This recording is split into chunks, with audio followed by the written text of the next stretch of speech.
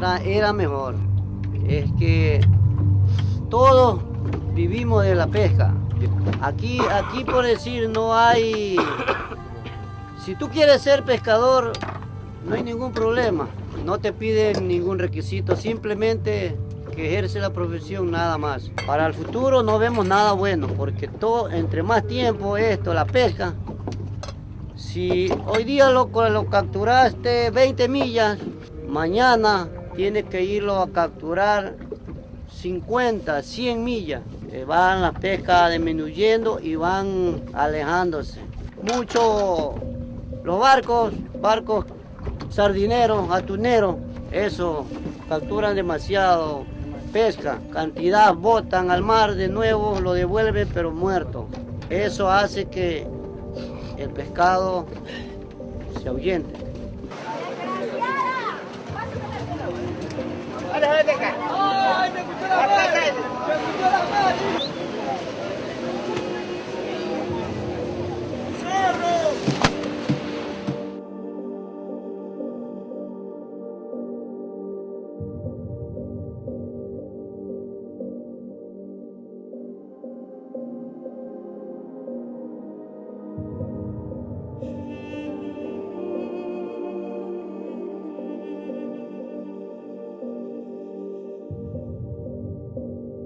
I have anecdotal evidence from my own experiences.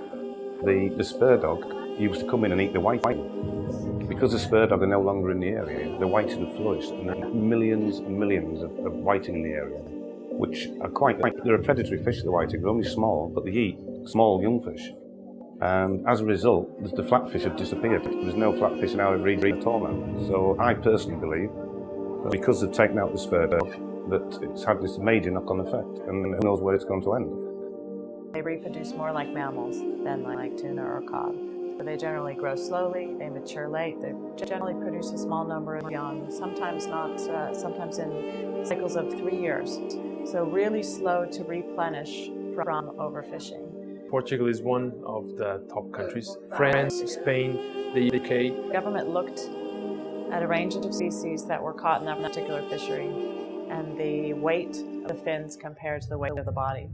And they came up with 5% was about the maximum, very generous limit, as a means of ensuring that the bodies weren't being tossed over the sea. The problem that we have in Europe is that they have taken 5%, the US has 5% and Canada, other places, has 5% of the dressed weight. The EU implemented 5% of the whole weight. It sounds not too different, but actually it's about twice as lenient.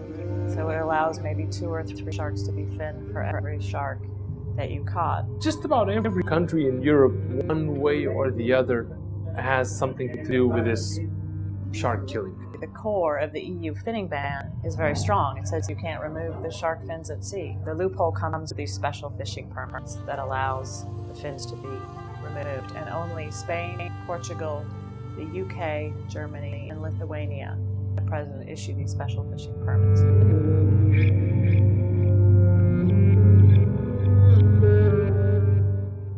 Tourism to the Yellow Shoal developed quite accidentally. There were obviously guys fishing, the fish fauna was productive. That's not the case anymore. The fish numbers have declined significantly.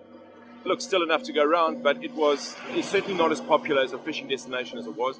Diving then took over, non-consumptive use. It certainly became an exciting place to go to. You have to launch to the surf. That was always part of the fun and the adrenaline. Getting out there, you never knew what you were going to see. It was that far offshore, anything was possible. You can teach them things that they learn about 40 times faster than cats. So that's a shark.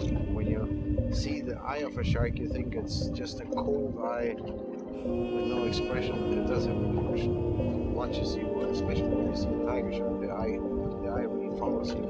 And you just see that there's something in the brain working. The advent of tiger shark diving has done exactly the same. Internationally, it's really focused. South Africa and the Yellow Shoal and the international shark diving calendar, people come here every year to dive with these sharks. To understand sharks, you have to know about them, but you have to really dive with them, be close with them, and watch their behavior. And you learn. They have a language. It's like learning a foreign language. You have to know vocabulary.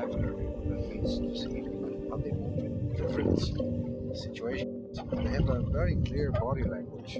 Discovering the ragged-toothed sharks, their 6-month visitation to the Yellow Shoal certainly sent South African divers scurrying for their dive bags. If the shark comes close, it takes a look at me. It is just as curious as I am, and I don't feel threatened at all. They're very careful also. They're very careful not to get too close to you because they cannot figure you out. Tourism and conservation, certainly dive tourism and conservation, are married together in one statement. If it pays, it stays. We've now turned the Yellow Shoal into a pay-per-view model. Divers can buy permits and go out. It's not being enforced currently, but as part of the model, there will be permits. This is going to ensure the survival of the fish fauna of the Yellow Shoal for many generations to come.